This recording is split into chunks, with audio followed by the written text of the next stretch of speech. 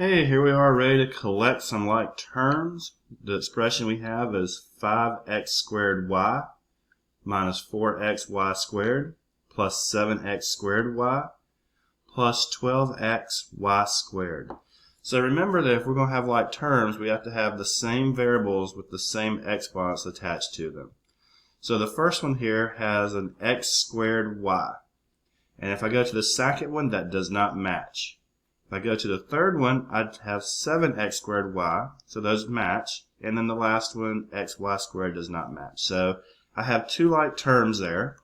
I have 7x squared y plus, 5x squared y plus 7x squared y, which will give me a total of 12x squared y. And if we want to keep things simple there we go.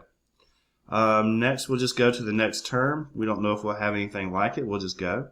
But the next one is a xy squared, and the only other thing I haven't messed with is another xy squared.